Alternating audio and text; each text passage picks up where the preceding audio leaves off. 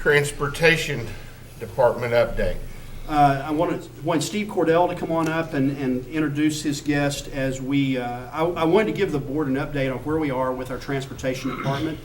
We've been through a tremendous amount of changes in the last 9, 10, 11, 12 months. We've had a lot of challenges along the way, and I think we've answered a lot of that, and I wanted Steve to kind of report to you where we are. Okay. Thank you for the opportunity. Excuse me. Thank you for the opportunity to bring this update, Dr. Simpson and the board. I'd like to introduce a colleague of mine, Dean Melito, with Transpar. He is a consultant. He just so happened ended up being his coming down here for me coincided with being at the board, so I thought it'd be real nice to have him up here with me and share a few words as we go through this little update here. Dave, if you'd like to come on up, or you can stay there while you're okay. Just a little bit. Where's the clicker? White one. That's a projector.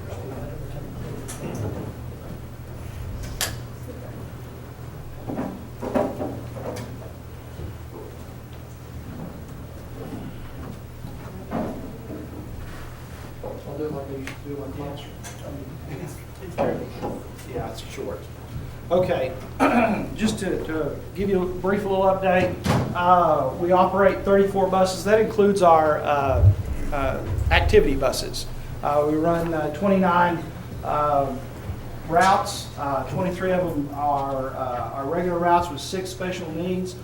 On our daily routes, we transport approximately 1,800 students. And of course, this is up and down.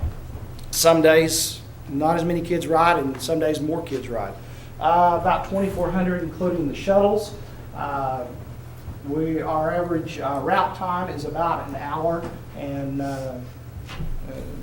0.75. One of our goals, of course, is to shorten that. The more time on the bus, the more problems. Last year, we ran 260,000 plus miles for the year. Right now, it looks like my figures, we could be up a little bit. Of course, with growth, that's what occurs. Accomplishments this year. Guthrie was able to purchase new buses. We've added 12 buses, and they are working out great. They are, the drivers, of course, like them. The kids do. Drop on down, improve morale. Just adding those buses alone helps in morale. They get to drive something newer. Deeply appreciated. We hired 12 drivers. I was not here at that time when that came about, but it's meant tremendous to this district to being able to put 12 drivers out there. And increasing the starting wage to $12.65, of course, that's helped. You know, that was a great draw. Now we are in competition with Edmond, with competition with Deer Creek, and we don't lose our drivers to go. I'm going to go make more money because they're not going to. Increase their minimum hours, paid hours to 6 hours. Receive benefits with this year, insurance, sick days, personal days off. I got to attend the National Association of Pupil Transportation in Kansas City. It was a great conference. I was able to take 2 courses while I was there, just benefiting this district. So, like I said, improved morale, and I feel our services improved. Of course, 12 new buses out there with drivers helped it a lot. If I can go the right way.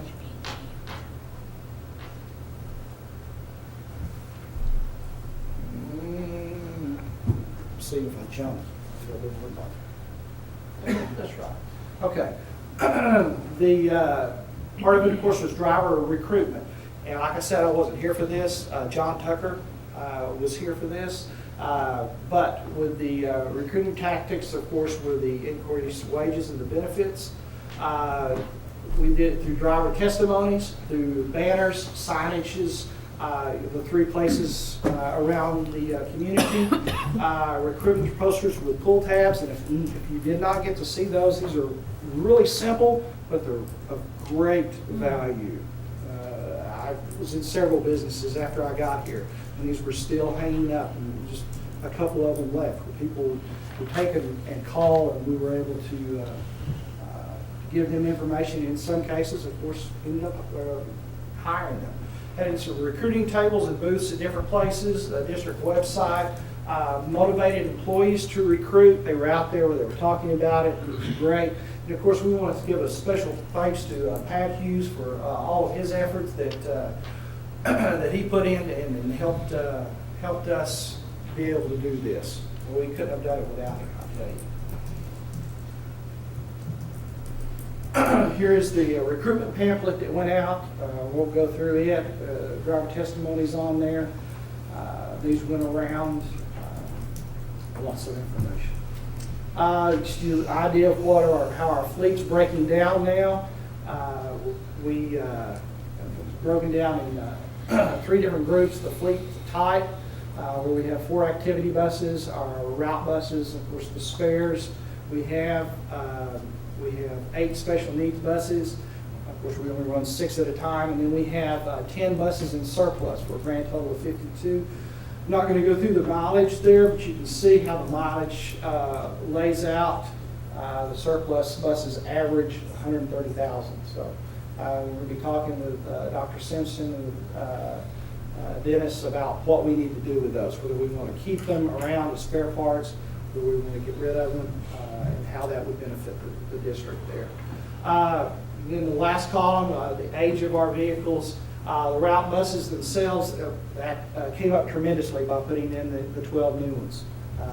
We gained, I think, 7 years on that. Fleet size breakdown, here we have 16 passengers up to 71, and the mileage there. Okay. Dean, you got, thank you. We're looking forward. Dr. Simpson, ladies and gentlemen of the board, my name is Dean Melito, and I am the Director of Staff Development for our company. I enjoyed today. I was in it with the drivers and with Steve.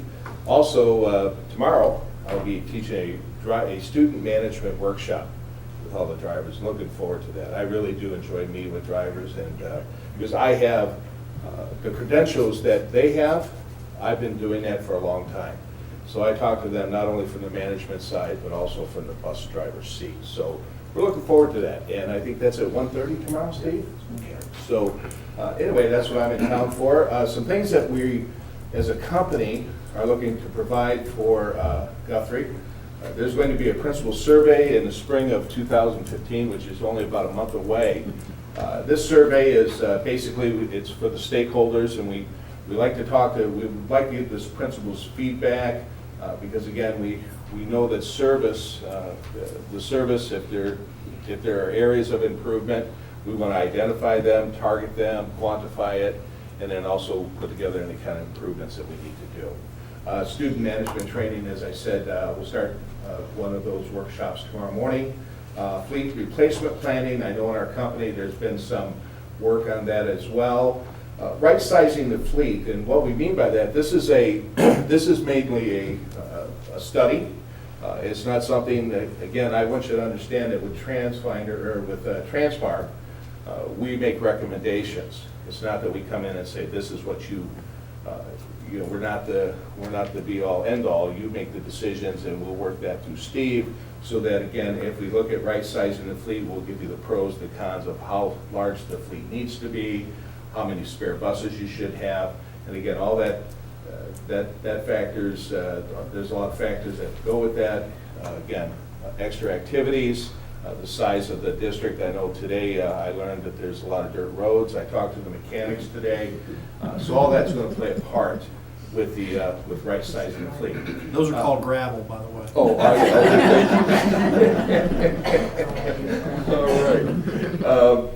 We're going to send Steve to Transfinder, a Transfinder conference. That conference is, Transfinder is the routing software that we use, and I know the district has been involved with Transfinder for quite a while. I haven't met Jane yet, but Steve speaks very highly of Jane. I met Susan today.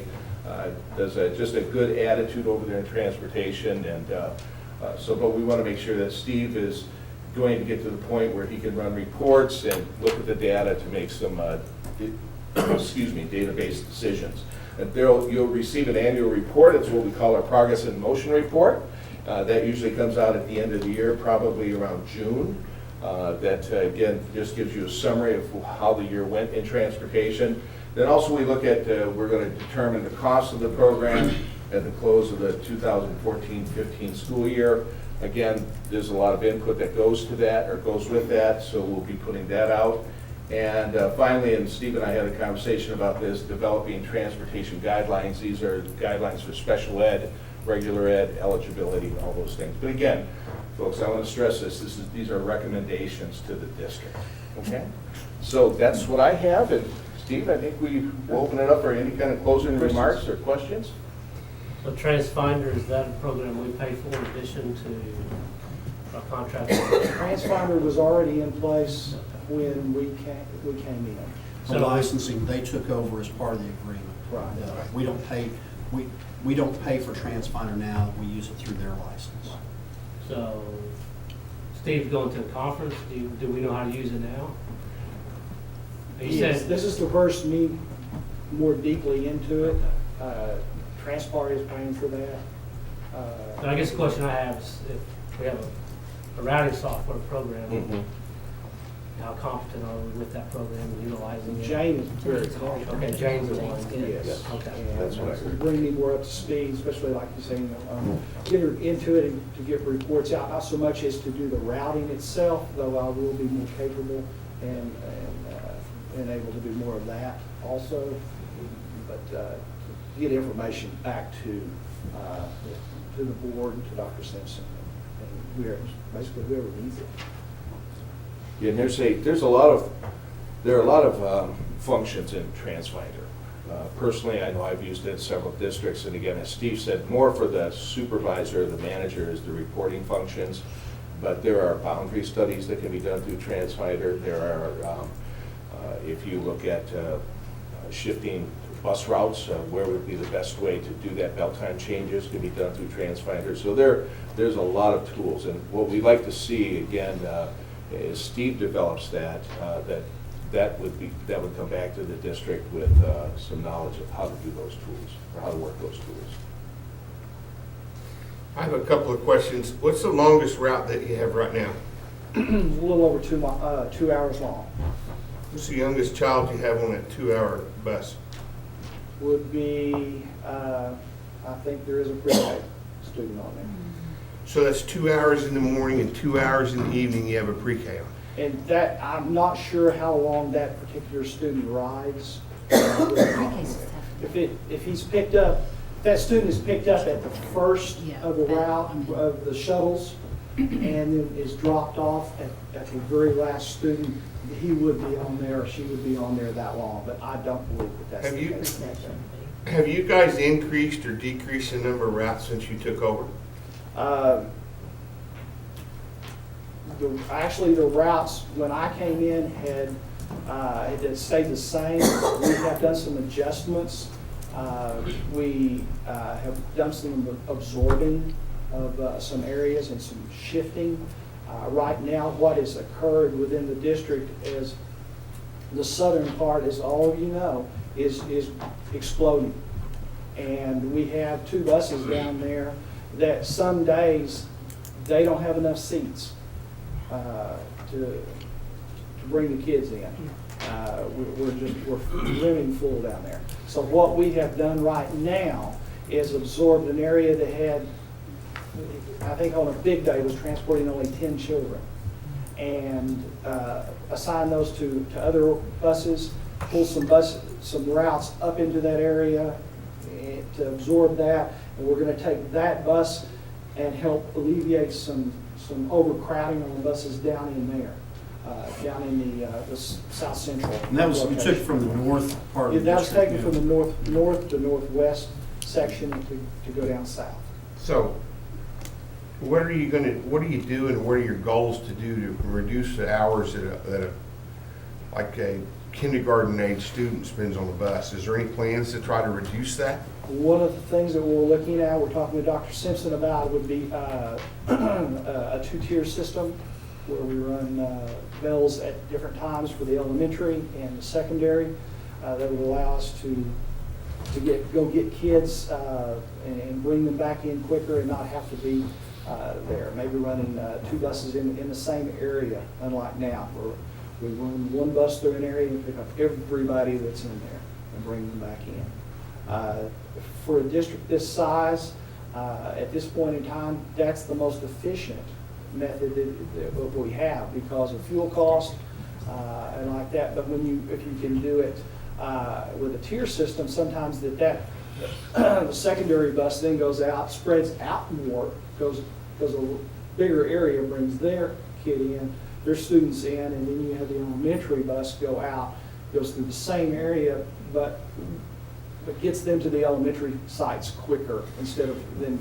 I guess what I'm Dropping them asking, at each school Right, and they're cycling them going to through the high town. schools and the junior highs, so they're just going through the elementary, so our shuttles then, time is drastically cut down.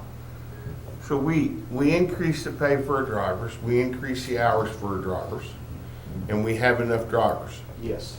And that is one benefit of this. We have lost one driver through the year.